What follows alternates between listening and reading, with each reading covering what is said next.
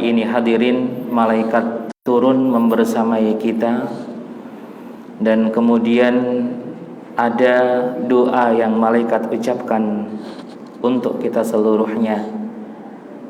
Oleh sebab itu kami berharap kajian akhlak menjadi sebuah kajian yang aplikatif, kajian yang tidak hanya dinikmati kemudian ditinggalkan, namun kajian yang setiap selesai kita mengkaji, kemudian iman kita itu bertambah. Kita ingin sekali kalau kita itu nanti ditulis oleh Allah menjadi hambanya yang bertakwa dan memiliki akhlak mulia. Dalam surat Maryam disebutkan bahwa orang-orang yang bertakwa mereka dijanjikan surga oleh Allah. Kemudian Rasulullah pun memberikan jaminan dengan kekuatan akhlak maka kita bisa dimasukkan oleh Allah ke dalam surga. Ini merupakan ilmu yang saat ini menurut hitungan para ustadz yang kami belajar dengan mereka, ithar, mohon izin, ini membacanya bukan itsar, membacanya ithar seperti itu, tapi ditulisnya itsar. Ithar, hadirin rahimani wa rahimakumullah, ini sudah menjadi satu aktivitas yang sulit untuk dipraktekkan. Padahal Islam melihat dan menutup celah ketimpangan sosial itu satu diantaranya dengan mendahulukan praktek ithar. Hadirin, kami persilahkan membuka surat Al-Hasyr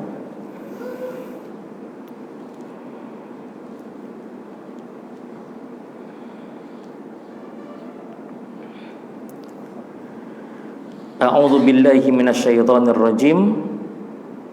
Atau hadirin silahkan membaca. Ada yang ingin membaca Bapak? Nomor suratnya 59.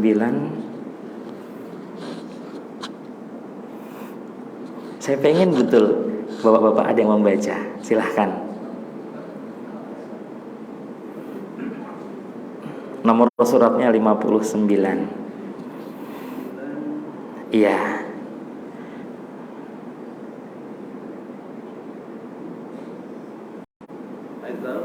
Ayat 7 kemudian nanti sampai ayat 9. Kita bagi-bagi Bapak.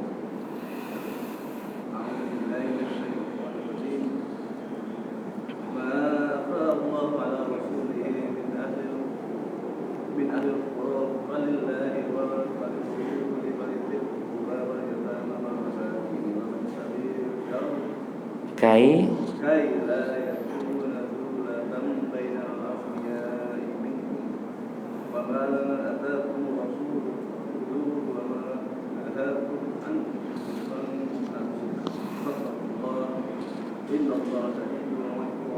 Baik, jazakumullahu khairan. Ayat ke-7, hadirin rahimani wa rahimakumullah, ini menjadi prinsip ekonomi dunia. Dan mereka sekarang ingin menghilangkan ayat ke-7 ini. Karena dalam surat Al-Hasyr ayat yang ke-7 disebutkan kai la yakuna dulatan bainal aghniya'i minkum. Allah pengen banget, Allah pengen sekali kalau harta itu tidak beredar di antara orang-orang yang kaya saja di antara kita, tapi harta itu tersebar orang yang miskin, yang duafa, kemudian mereka mendapat manfaat dari orang-orang yang kaya. Ini keinginan Allah. Mohon izin, tapi konsep kapitalis itu tidak seperti ini.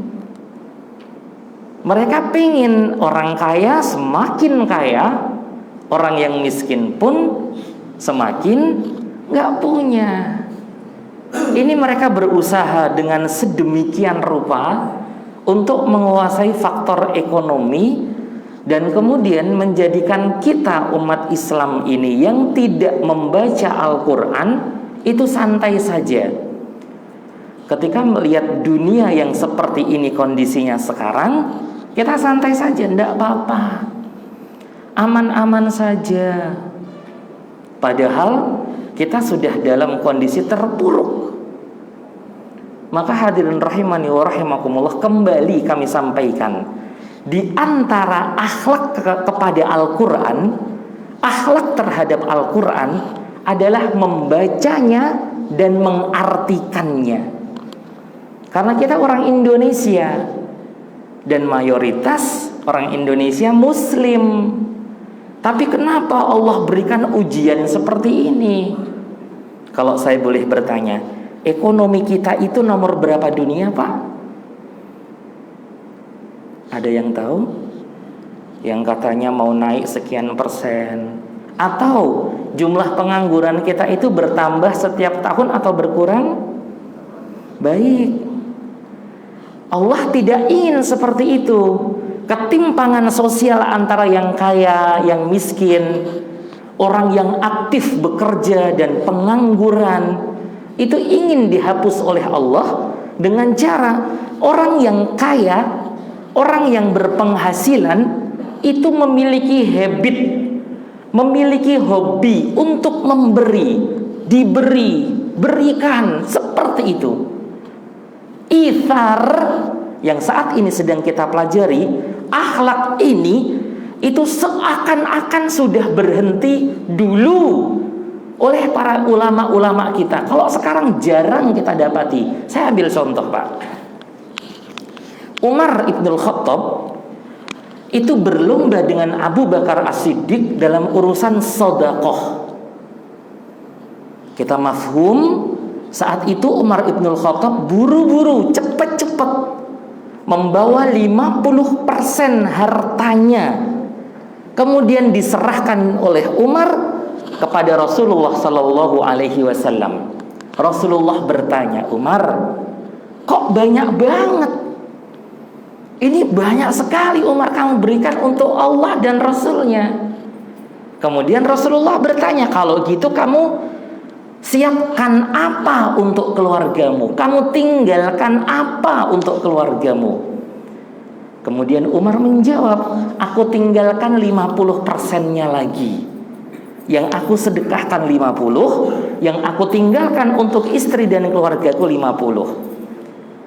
Tidak lama kemudian Abu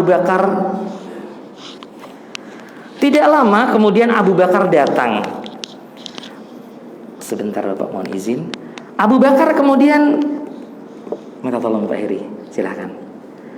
Abu Bakar kemudian menyerahkan hartanya pula untuk sedekah fi sabilillah.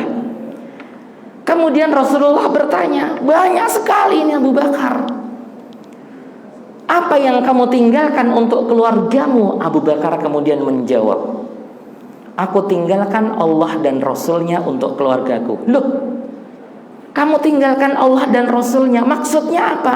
Yang aku sedekahkan ini adalah 100% milikku semuanya. Aku habiskan saldo. Kalau sekarang seperti itu, saldonya dibuat 0. Kalau saya boleh bertanya, Bapak dan Ibu, bukankah kita sudah mulai salah ketika memiliki konsep menabung? Mohon izin, kita menabung itu untuk mempersiapkan apa, Pak?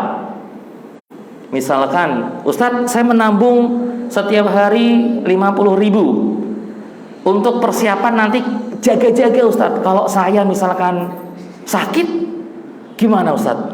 Atau anak-anak saya itu banyak, Ustadz, ada 4, dan mereka masih butuh kesempatan dan peluang untuk kuliah setinggi mungkin. Butuh biaya banyak, Ustadz, makanya saya menabung. Naam. Tapi nanti akan kita belajari, kalau nabung ternyata itu tujuannya bukan untuk yang seperti itu. Nabung itu untuk persiapan aktivitas sedekah yang banyak. Coba Pak, ini konsep sudah berbeda. nabung, misalkan kita menitipkan uang di bank tertentu, kemudian di bank tersebut uang kita sering kita lihat, oh saldonya sekian puluh, oh saldonya 100, oh sekian. Nabung kita di situ itu untuk mempersiapkan kalau nanti umat atau negara ini membutuhkan, aku ada. Bukan untuk pribadi, bukan untuk kepentingan kita. Kalau jaga-jaga Ustadz kalau kita sakit, jaga-jaga Ustadz nanti kalau tiba-tiba ada bencana alam. Tidak. Nanti akan kita sampai ke sana insya Allah. Bahwa konsep menabung itu ternyata harus kita perbaiki kembali. Nawaitunya.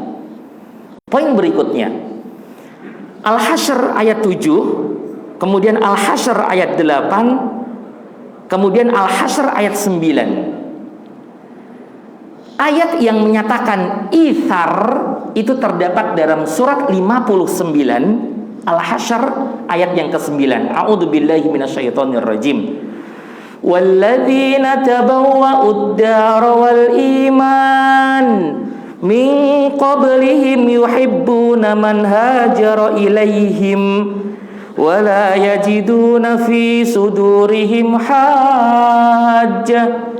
hajatan mimma utu wa yu'thiruna ala anfusihim walau kana bihim khasasah wa man yuqa syuhha nafsihi faulaika humul muflihun.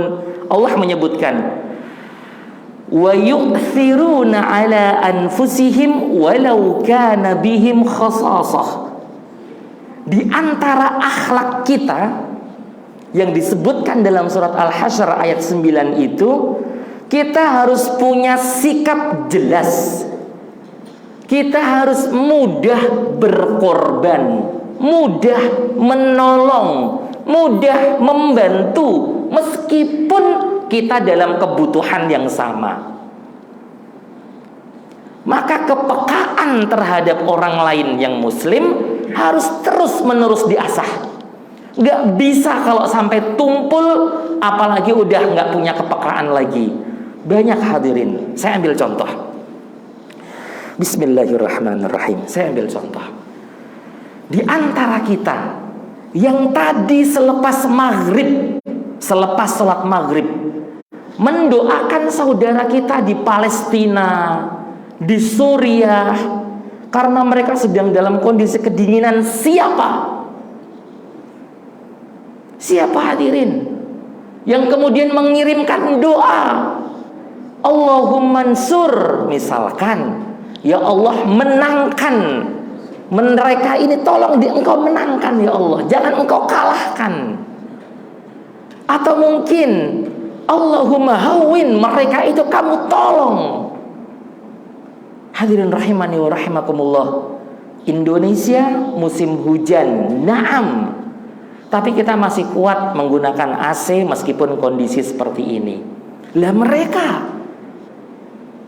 mereka kedinginan, gak ada makanan, dan membutuhkan kita untuk datang. Baik itu datang secara fisik, kemudian memberi sedekah, ataupun donasi, ataupun doa. Kepekaan yang seperti ini hadirin, itu menjadi akhlak yang mulia yang harus kita asah. Dalam kitab Minhajul Muslim, referensi utama kita pada malam hari ini, disebutkan banyak ayat di situ. Ada ayat tentang kebaikan, ada ayat tentang motivasi agar kita menolong, dan lain sebagainya. Dan poin yang ketiga, saat ini akan mudah didapati orang yang kurang atau tidak peduli. Ini bukan omongan saya, tapi ini omongan guru-guru saya yang mengatakan, kamu, wahai para pencari ilmu, wahai para jamaah, jangan sampai urusan umat itu tidak peka. Umat ada apa nih? Oh, umat muslim di Cianjur beberapa saat yang lalu ada gempa, kemudian masjidnya roboh. Ayo kita donasi. Ayo kita ke sana, kita lihat, kita hibur.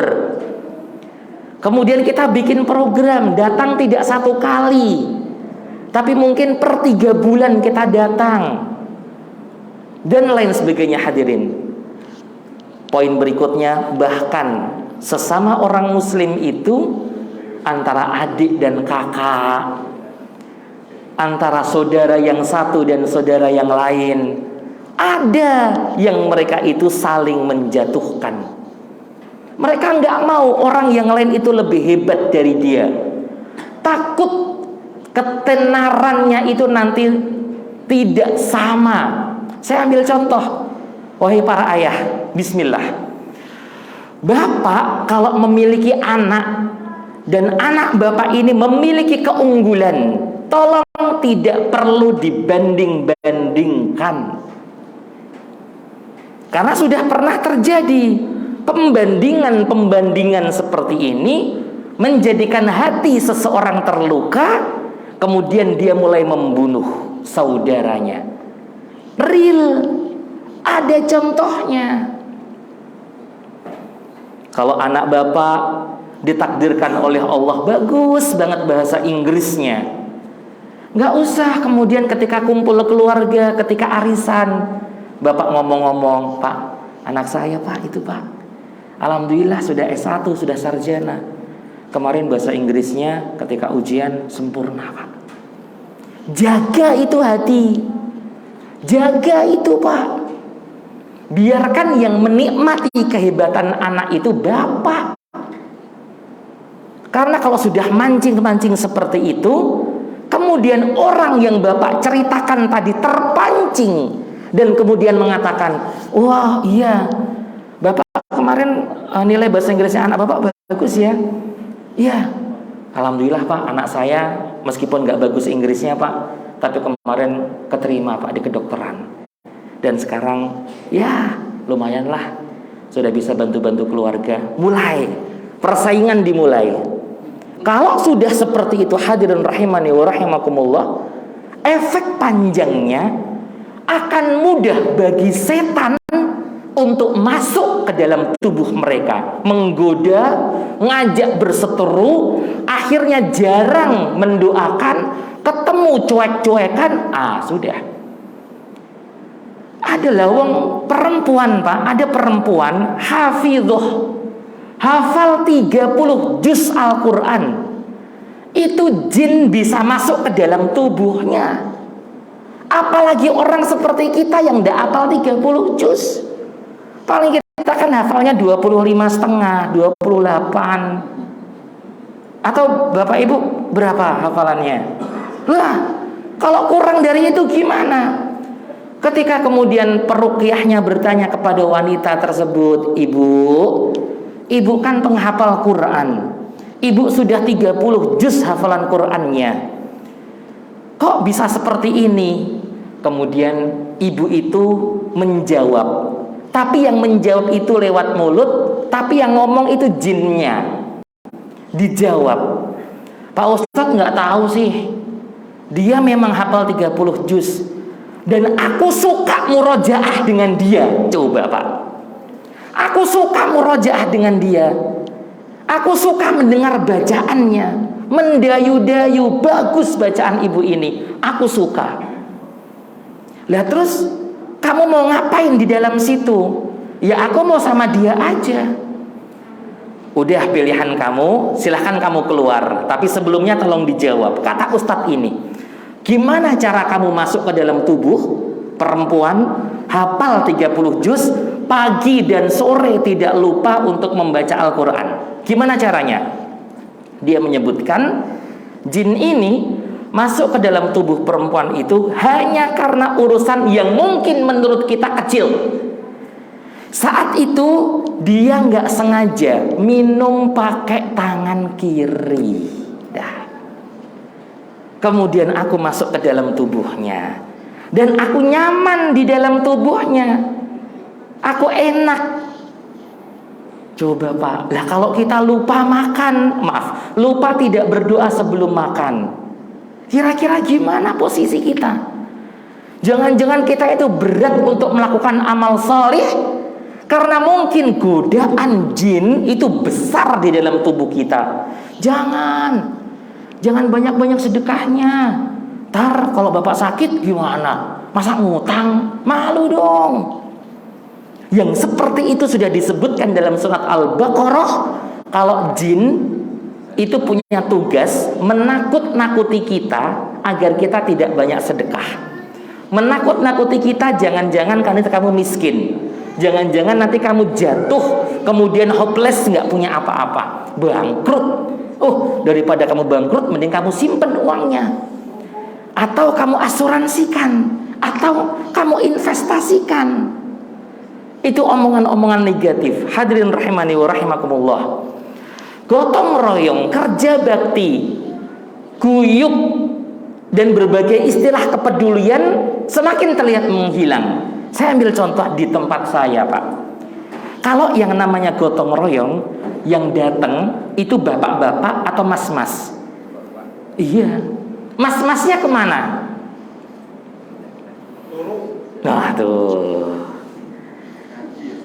Masya Allah, mas-masnya ngaji. Iya, alhamdulillah. Coba Pak, ini seriusan. Kenapa kok sudah tenaganya tidak lebih baik dari yang muda, tapi semangatnya ada. Ngumpul-ngumpul, wah mereka makan bareng, bersihin selokan bareng, happy mereka. Kemudian ketika ditanya sama Pak RT, Pak Ustadz, teman-teman Pak Ustadz mana nih yang muda-muda? Wah, iya Pak, sedang apalah. Bingung jawabnya. Loh nggak ada, bener-bener nggak ada. Itu anak-anak muda kita itu kemana? Kalau mau bukti konkret yang lain, Pak, yang sekarang di depan saya ini anak-anak muda atau siapa Pak? Iya, muda gitu ya Pak ya. Ini semuanya muda pokoknya. Muda menurut Rasulullah Sallallahu Alaihi Wasallam. Patokan kita Rasul saja deh. Rasul itu pernah menunjuk pemimpin usia 18 tahun. 18 tahun itu muda Pak. Sekarang yang di sini usia 18, mohon izin, ada berapa orang? Coba.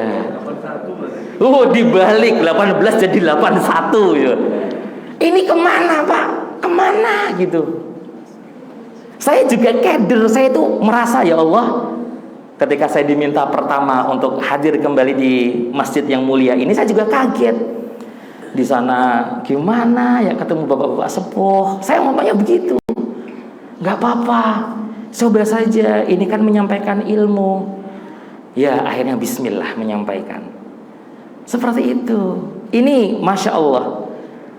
Nah saya berharap Pak, motivasi-motivasi yang sudah diberikan oleh Al-Quran, termasuk diantaranya Al-Ma'idah ayat yang kedua, Allah mengatakan wa ta'awanu 'alal birri wat taqwa wa la ta'awanu 'alal itsmi wal 'udwan, berlaku pula untuk anak-anak muda. Coba buktikan Pak, hadirkan anak-anak muda di sini misalkan. Kalau bapak-bapak di sini kira-kira ada 50 ya Pak ya. Anak muda 50% dari bapak-bapak, berarti 25 aja. Tapi jangan yang biasa hadir pakai seragam itu. Wah itu mah, wah Masya Allah itu, alhamdulillah. Jangan. Iya Pak Her itu bawa pasukan sendiri ternyata. Putra-putra bapak ini kemana ini? Mereka yang siap melanjutkan estafet kepemimpinan, yang nanti akan melanjutkan pahala-pahalanya bapak itu mana? Hadirin rahimani wa rahimakumullah. Maka manusia dengan kekuatan sosialnya mampu melakukan kebaikan demi kebaikan yang di dalamnya penuh dengan manfaat. Tapi kata kuncinya di antaranya kalau masih muda. Kalau sudah sepuh berat. Dengkul sudah mungkin ada sakit, atau mungkin tangan sudah nggak seperti muda dulu, mata pun tidak begitu jelas ketika melihat. Maka Bapak bismillah, PR kita bersama nih, PR saya, PR bapak-bapak. Ayo bareng-bareng, coba Pak, pekan depan remaja kita ajak ke masjid. Atau jangan-jangan remaja itu pada ngomong begini nih, jadi curhat ceritanya.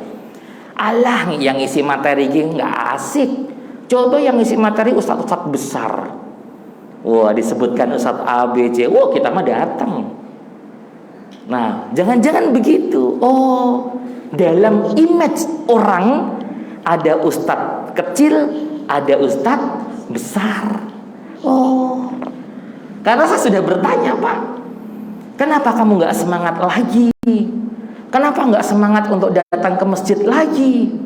Padahal ayahmu itu setiap hari ke masjid, setiap hari mendengarkan kajian. Ustadz, saya kesinggung, saya disinggung mulu. Ternyata anak muda itu nggak suka disinggung. Dilarang merokok, itu nggak pengen mereka. Mereka pengennya bebas. Ya salam. Kalau semua anak muda seperti itu, lah terus kapan muncul Usamah bin Zaid lagi? Kapan? Bapak kenal Fajar Sad Boy? Kenal nggak, Pak? Tahu, Pak? Coba, kenapa dimunculkan seperti itu gitu loh? Dan kita menikmati. Ya Allah, ada sad boy. Sedih banget kehilangan pacarnya. Pada saat yang sama Islam nggak begitu. Kalau sudah usia 18 tahun, udah tegak dia imannya, kokoh imannya. Lah kalau cuman gara-gara putus pacarnya, kalau yang saya dengar pacarnya tidak membuka WhatsApp yang dia kirim meskipun sudah centrang 2. Kayak gitu kok sedih, mewek-mewek begitu. Ya Allah, Masya Allah. Ayo Pak, kita bareng-bareng deh, pelan-pelan aja, kita nggak usah buru-buru. Kita ajak ke masjid untuk sholat, kita ajak ke masjid untuk kajian, pelan-pelan saja, jangan buru-buru.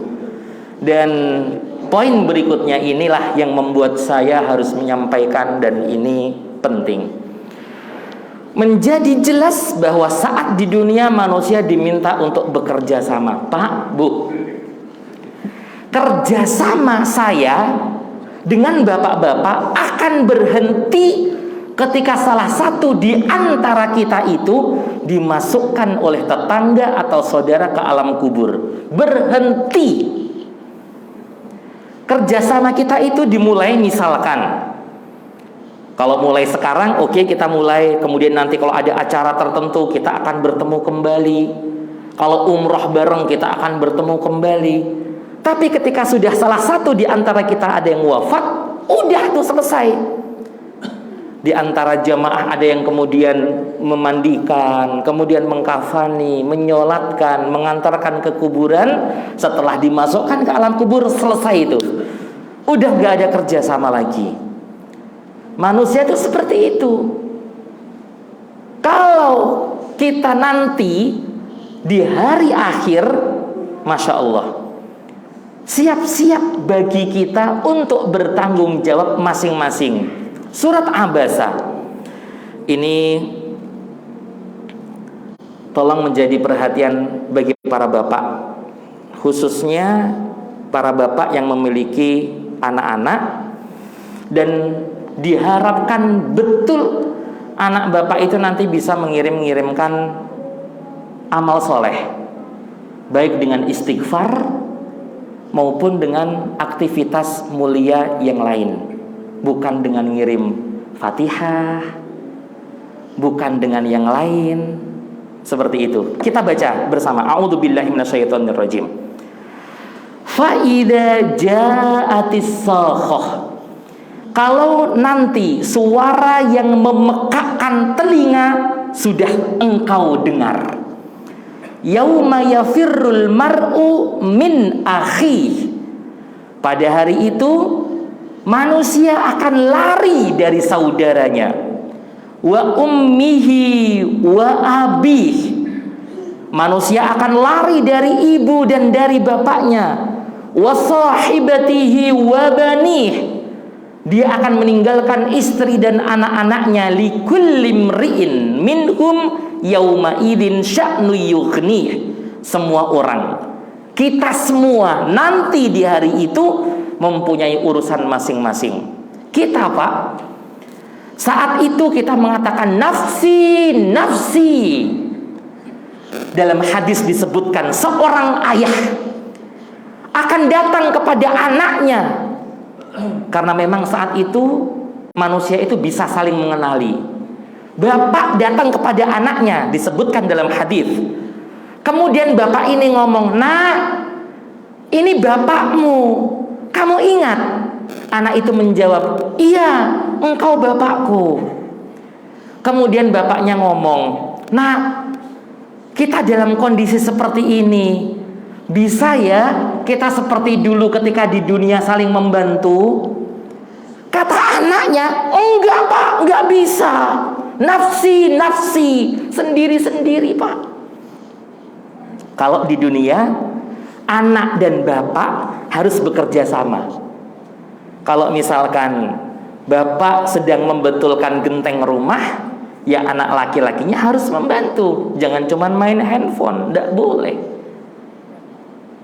Kalau nanti di hari akhir nggak ada kesempatan itu. Tidak jauh dari anaknya tadi, dalam hadis lanjutannya, si bapak ini melihat istrinya. Kemudian dipanggillah, "Istriku." Istri tersebut menoleh dan kemudian menjawab, "Wahai suamiku, apa kabar?" Kemudian suaminya langsung meminta sesuatu. "Istriku, bukankah ketika kita dulu di dunia saling membantu?" Istrinya langsung punya feeling, "Aku tahu, nggak bisa saling membantu saat ini. Nafsi, nafsi."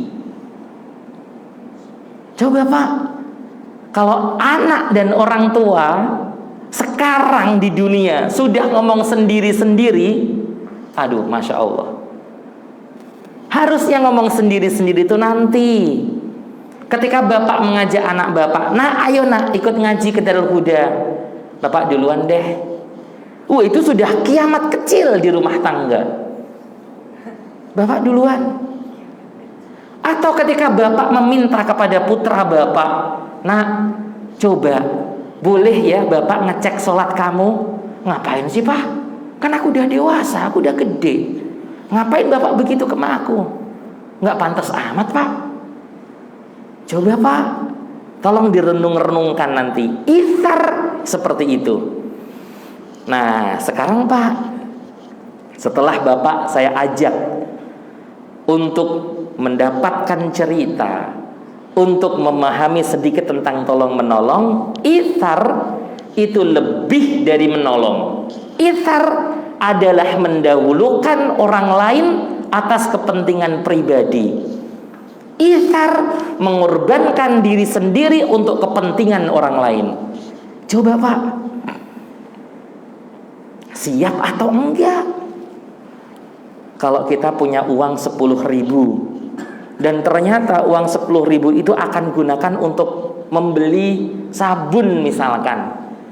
Kemudian ada orang datang minta ke bapak, "Pak, tolong Pak, aku dibantu Pak." Apa yang bapak lakukan kira-kira dengan uang 10.000? Paruh-paruh, alhamdulillah kalau sampai paruh-paruh. Tapi kalau bapak kemudian mengatakan, "Maaf Pak, nggak ada," bohong atau jujur? Bohong. Apalagi meminta kepada putra atau putri bapak melakukan kebohongan. Nah, nanti kalau ada orang yang minta-minta, ini kan hari Jumat nih, biasanya ada tuh orang yang minta-minta. Kamu bilang aja, "Ayah nggak ada." Atau ketika Pak RT minta sumbangan untuk kerja bakti, sampaikan, "Ayah nggak ada." Sudah mengajarkan kebohongan ke anak. Kalau dilihat secara logika, berat sekali ini. Ithar itu tidak mudah. Apalagi hal itu tidak ada imbalan dari orang lain.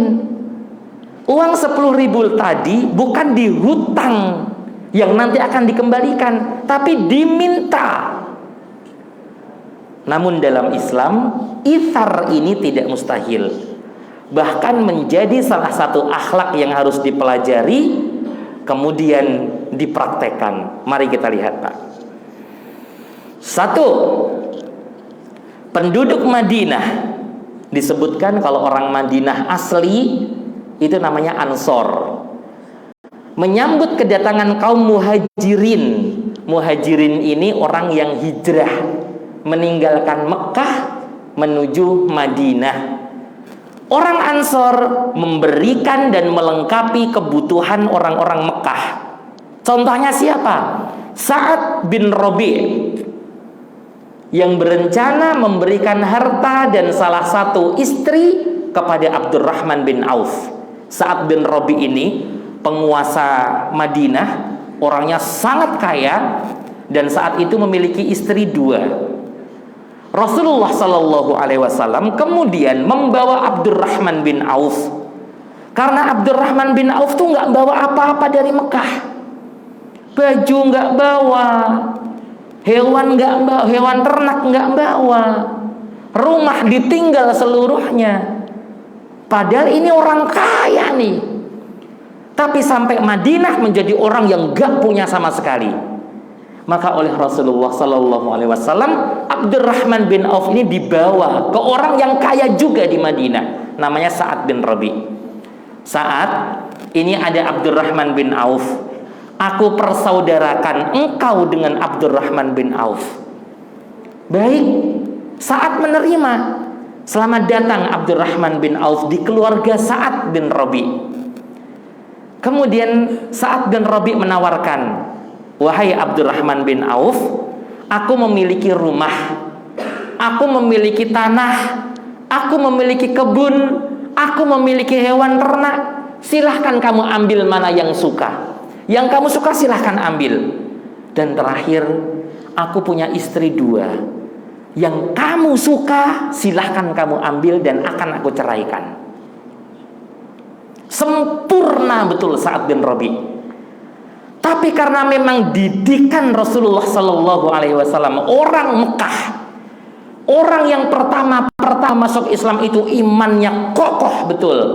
Abdurrahman bin Auf menolak dengan halus, bukan mengatakan misalkan, saat aku nggak butuh itu, aku nggak bisa, itu kan istri kamu, aku nggak mau. Bukan begitu. Namun Abdurrahman bin Auf mengatakan, tolong tunjukkan aku di mana pasar.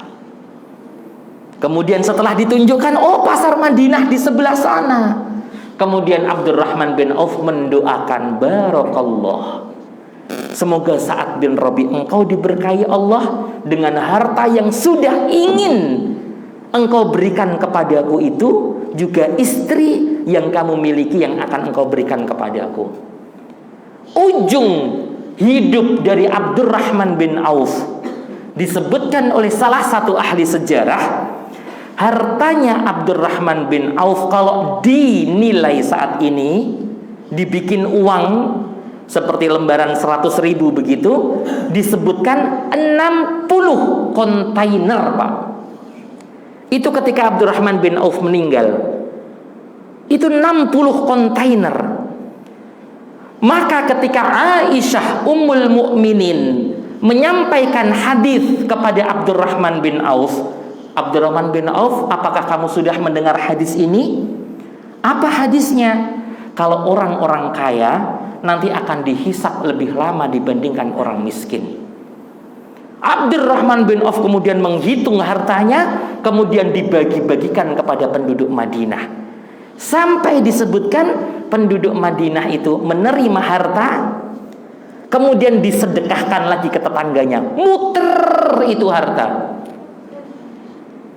Itu pernah terjadi dalam Islam. Kalau sekarang, Pak, bagaimana kondisinya? Kalau Idul Kurban, bukankah kita berdesakan untuk mendapatkan daging mungkin 4 kilo atau 2 kilo itu? Ada apa sebenarnya dengan kita? Apa yang salah dengan kita?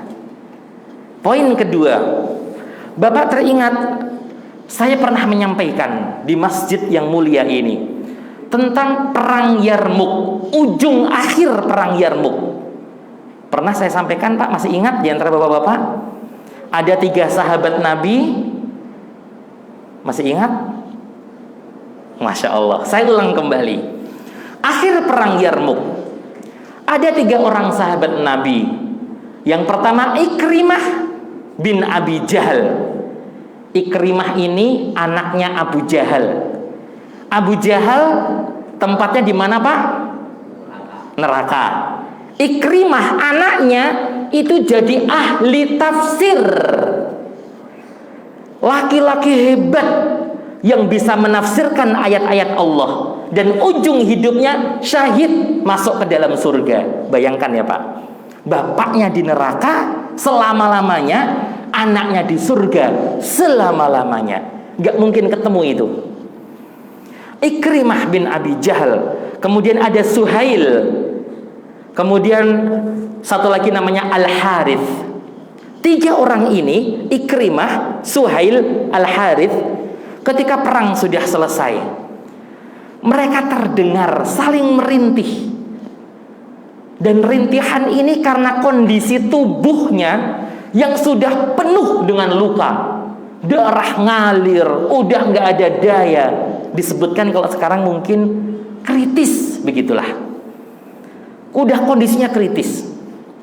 Saat itu Ikrimah minta air minum kepada sahabat Nabi yang masih wirawiri untuk menyelamatkan sahabat yang A, untuk memindahkan sahabat B ke tempat yang lebih nyaman, untuk ngecek sahabat-sahabat Nabi siapa yang sakit. Ikrimah meminta tolong, tolong air. Dan teriakan itu didengar oleh sahabat Nabi yang lain. Kemudian diambilkan air, kemudian dituangkan ke Ikrimah. Ketika akan menuangkan air seperti ini, kemudian Ikrimah mengatakan, tunggu, aku mendengar di sebelah sana ada yang minta air juga. Tolong berikan ke dia dulu, mungkin dia lebih membutuhkan. Sahabat yang akan menuangkan air seperti ini nggak jadi. Dibawalah air ini ke sahabat yang kedua yang namanya Suhail. Ketika sampai di Suhail, Suhail sudah melihat ada air, pancaran matanya bahagia, siap Suhail untuk minum. Hampir minum, Suhail mendengar di ujung sebelah sana Al-Harith, sahabat Nabi yang lain, memanggil, minum. Kemudian Suhail mengatakan, tolong sahabatku yang masih bisa berjalan berdiri, berikan kepada dia. Semoga dia masih bisa minum. Betul, air minum ini dibawa dari Suhail yang sudah kritis seperti itu kepada Al-Harith. Ketika akan dituangkan seperti ini, Al-Harith sudah nggak bergerak. Dipegang, nggak bergerak. Kemudian dituangkan air, sudah nggak ada respon. Syahid dia. Dan sahabat ini teringat dengan orang yang pertama meminta tadi, Ikrimah. Dia lari, kemudian sampai ke Ikrimah. Dia tuangkan, Ikrimah tolong minum. Sudah nggak ada gerakan. Lari sahabat ini ke Suhail. Suhail minum. Nggak ada gerakan. 3-tiganya syahid. Hadirin rahimani wa rahimakumullah. Coba kalau sekarang, gimana kira-kira kalau semua umat muslim menjadi seperti tokoh-tokoh ini? Nggak ada itu orang kedinginan di Suriah. Nggak ada orang yang meminta tolong itu di Palestina. Nggak ada. Tapi karena hubbud dunya wa karahiyatul maut yang menjadikan kita menggenggam erat dunia. Pengen kalau sudah punya motor yang satu, kemudian tuker tambah lebih bagus, tuker tambah lebih bagus. Maka hadirin rahimani wa rahimakumullah, tolong doakan saya. Dan saya akan mendoakan hadirin sekalian. Kita sama-sama berdoa. Semoga kita semua dalam bimbingan Allah. Dunia ini cukup kita pegang di tangan, dan kalau seandainya Allah memintanya kita lepaskan. Tapi untuk akhirat kita genggam dengan hati dan gigi geraham. Kita gigit kuat-kuat itu sunnah, agar kita ketika kembali kepada Allah dimasukkan ke dalam umat Muhammad sallallahu alaihi wasallam. Kita tutup dengan membaca doa kafaratul majlis bersama. Subhanakallahumma wa bihamdika asyhadu an la ilaha illa anta astaghfiruka wa atubu ilaik. Kurang lebihnya saya mohon maaf. Assalamualaikum warahmatullahi wabarakatuh.